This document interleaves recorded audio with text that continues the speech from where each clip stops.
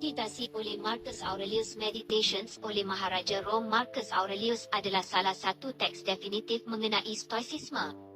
Dalam meditasi, Aurelius berkongsi pemikirannya tentang kepentingan logik berbanding emosi dan membantu anda untuk mula melatih minda anda untuk berfikir secara rasional. Dengan mengikuti ajaran stoik, anda boleh hidup dengan tujuan dan mati dengan bermaruah. Begitu juga, orang tidak boleh menghalang anda daripada bertolak ansur dengan mereka, daripada menghadapi serangan mereka dengan kesabaran dan bukannya kemarahan. Menjadi marah dengan sesama anda adalah sama buruknya dengan menyerah mengejar logo atas desakan mereka. Tolak kemarahan dan salahkan. Kerana orang lain tidak boleh menyakiti anda adalah mungkin untuk menghadapi sebarang kesilapan atau salah laku dengan belas kasihan. Anda boleh melakukan ini dengan mengingati bahawa orang lain juga manusia dan mereka bertindak kerana kejahilan. Paling penting, ingat bahawa orang yang melakukan kesilapan biasanya tidak menyakiti anda. Mereka tidak merosakkan fikiran anda maupun watak anda.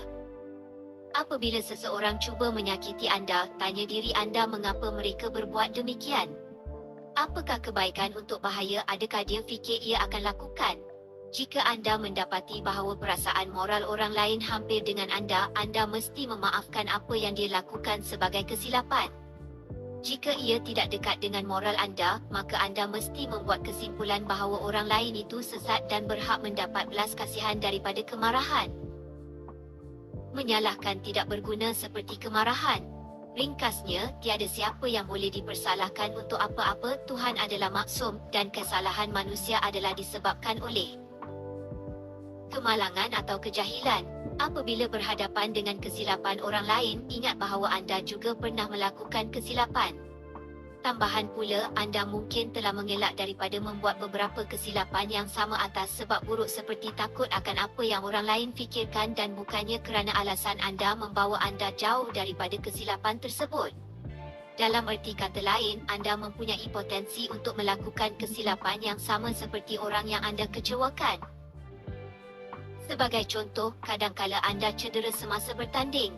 Anda tidak marah tentang itu, menyalahkan pasangan anda atau tiba-tiba menganggap pasangan anda seorang yang ganas dan tidak boleh dipercayai. Anda hanya lebih berhati-hati apabila bertanding dengan orang itu pada masa hadapan.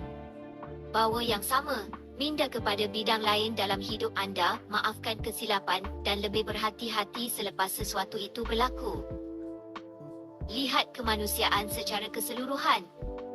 Apabila membincangkan orang, anggap mereka seolah-olah anda melihat ke bawah dari atas dunia. Manusia wujud sebagai satu harmoni. Koleksi yang bertentangan, kelahiran dan kematian, perkahwinan dan perceraian, perayaan dan tempoh berkabung. Apabila anda menerima seluruh umat manusia dengan semua kepelbagaiannya dan percanggahan yang jelas, anda akan mendapati bahawa anda juga lebih bertolak ansur dengan setiap ahli individu. Kemanusiaan memandangkan umat manusia adalah kumpulan satu yang bertentangan. Dunia memerlukan semua jenis manusia yang berbeza.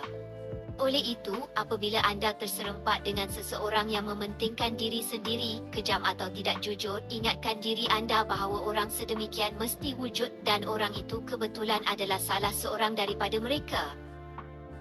Ketahui bahawa perspektif membawa tujuan. Sentiasa kekalkan rasa perspektif. Biji anggur yang kecil wujud dalam ruang yang tidak terhingga. Satu saat wujud sebagai sebahagian daripada keabadian. Badan anda dan seumur hidup anda tidak berbeza dengan perkara-perkara itu. Anda wujud sebagai setitik dalam infiniti, sebagai momen dalam keabadian, dan paling penting sebagai seorang individu dalam sesebuah komuniti. Kerana anda wujud sebagai sebahagian daripada keseluruhan yang lebih besar, apa sahaja keinginan mementingkan diri anda adalah remeh. Oleh itu, bukannya mengejar anak kecil anda. Keinginan anda harus menerima apa sahaja yang diberikan dengan integriti dan rendah hati dan bekerja tanpa jemu untuk kebaikan bersama. Tujuan hidup anda adalah untuk berbuat baik kepada orang lain. Anda harus membantu orang lain tanpa memikirkan ganjaran. Jadilah seperti pokok anggur yang menghasilkan anggur atau lebah yang menyimpan madu, hampir berbuat baik secara tidak sedar, semata-mata kerana itulah yang anda lakukan. Jika anda berasa berat hati untuk membantu orang lain, ingat bahawa segala-galanya disambungkan melalui logo. Oleh itu, dalam membantu orang lain anda juga membantu diri anda sendiri. Bagaimanakah anda boleh membantah melakukan sesuatu yang membantu anda? Ingat, tujuan membolehkan anda hidup dengan baik.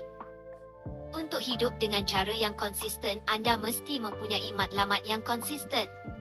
Walau bagaimanapun, memandangkan individu-individu begitu berubah-ubah, satu-satunya cara untuk mempunyai matlamat yang konsisten ialah bekerja untuk kebaikan semua orang.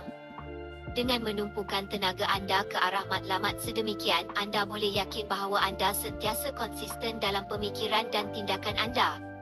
Dalam erti kata lain, anda tidak boleh mengambil tindakan tanpa tujuan, dan tujuan itu tidak sepatutnya menjadi apa-apa kecuali kebaikan bersama. Terdapat dua langkah untuk menjalani kehidupan yang aman dan bermatlamat. Jangan risau, ingat, alam semula jadi dan logo mengawal segala-galanya. Tetap fokus pada tugas anda dan ingat bahawa tugas anda adalah untuk menjadi orang yang baik, melakukan perkara yang baik untuk orang lain. Ingat kematian, tetapi jangan takut anda boleh mati pada bila-bila masa. Pemikiran itu harus membimbing tindakan anda setiap hari. Pertimbangkan berapa lama anda telah menangguhkan perkara yang anda ingin lakukan dan sedar bahawa masa anda untuk melakukan perkara itu semakin habis. Dekati setiap tugas seolah-olah ia adalah perkara terakhir yang anda akan lakukan dan perkara terakhir yang anda akan diingati. Luangkan setiap minit dengan fokus pada perkara yang ada di hadapan anda. Lakukan kerja anda dengan ikhlas dan berhati-hati. Walau bagaimanapun, ini tidak bermakna anda perlu takut mati. Kematian adalah proses semula jadi dan perlu dan tidak ada sebab untuk orang yang rasional takut kepadanya.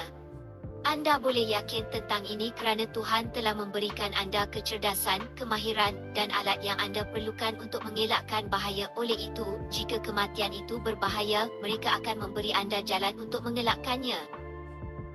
Tambahan pula, Tuhan dan alam semula jadi tidak bertindak secara rawak, membiarkan perkara baik dan buruk berlaku kepada orang baik dan jahat. Namun, setiap orang mengalami hidup dan mati. Oleh itu, anda mesti membuat kesimpulan bahawa perkara-perkara ini tidak baik dan tidak buruk. Mereka hanya wujud. Jangan berharap panjang umur. Selain itu, tiada faedah intrinsik untuk menjalani kehidupan yang lebih lama. Semua yang dimiliki oleh seseorang adalah masa sekarang, dan saat itu adalah semua yang hilang apabila kematian. Jika saya hidup 50 tahun dan anda hidup 5,000 tahun, hidup kita akan sama dengan himpunan detik-detik yang hilang menjadi sia-sia setelah berlalu. Oleh itu, bimbang tentang berapa lama badan anda akan bertahan adalah pembaziran masa dan tenaga. Lambat laun setiap daripada kita akan mati, dan anda harus menghadapinya dengan tenang kerana anda akan menghadapi perkara lain dalam hidup. Persoalan bila ia berlaku adalah tidak relevan. Kehidupan manusia yang paling hebat pun tidak penting. Petani dan maharaja sama-sama menghembus seperti asap di atas angin.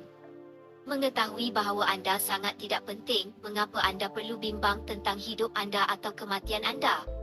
Untuk menjalani kehidupan singkat anda dengan benar, sesuai dengan sifat dan logo, sudah cukup. Permudahkan pemergian anda untuk mengambil pendekatan berbeza untuk menghadapi kematian. Anda boleh bertanya kepada diri sendiri tentang kehidupan yang anda sangat terdesak untuk berpaut. Bernafas, perasaan, bercakap. Anda tidak memerlukan perkara itu, dan ketakutan kehilangannya adalah penghalang untuk mengikuti logo. Ia juga mungkin menjadikan kematian lebih mudah untuk dihadapi jika anda menyedari bahawa tidak kira betapa baik dan soleh mana anda dalam hidup, sekurang-kurangnya beberapa orang akan gembira melihat anda pergi. Apabila anda menyedari bahawa anda akan menjadikan kehidupan orang lain lebih mudah dengan kematian, anda akan menjadi kurang keberatan untuk berbuat demikian. Jika ketakutan terhadap kematian menjala, anda boleh melihat apa sahaja yang anda lakukan pada masa ini dan bertanya, adakah saya takut kerana saya tidak akan dapat melakukan ini? Perkara lagi, dengan berulang kali memeriksa perkara yang anda fikir anda takuti, anda akan menyedari bahawa tiada apa yang perlu ditakuti. Sebagai penutup pemikiran, kita mempunyai banyak perkara untuk diajar tentang cara hidup dan cara mati. Permainan tragis wujud untuk mengingatkan anda tentang perkara yang boleh dan akhirnya akan berlaku kepada anda. Jika anda gemar menonton peristiwa tragis di pawagam, ia tidak sepatutnya membuat anda kecewa apabila ia berlaku dalam kehidupan sebenar. Selepas tragedi datanglah komedi lama yang mengajar pelajaran yang sama berharga dengan cara yang berbeza, dengan bercakap dengan jelas, dengan kejujuran yang mudah yang memotong melalui pura-pura dan kepercayaan palsu. Mengikuti lawak lama datang lawak tengah dan baru. Bentuk-bentuk ini hanya berusaha untuk teknik, mereka tidak mempunyai mesej di belakang mereka. Pertunjukan itu mungkin menyeronokkan, tetapi apa gunanya? Tiada siapa yang harus berusaha untuk hidup seperti itu senang tetapi tanpa tujuan. Akhirnya, ibarat tirai yang melabur di penghujung sebuah sandiwara, kematian akan tiba untuk setiap kita. Pelakon tidak boleh memilih berapa lama drama itu, penulis drama membuat keputusan itu lama sebelum mereka pernah melangkah ke pentas. Oleh itu, seperti seorang pelakon tunduk dan meninggalkan pentas pada masa yang ditetapkan, tinggalkan dunia ini dengan kerendahan hati dan rahmat-rahmat yang sama yang anda terima sepanjang hidup anda.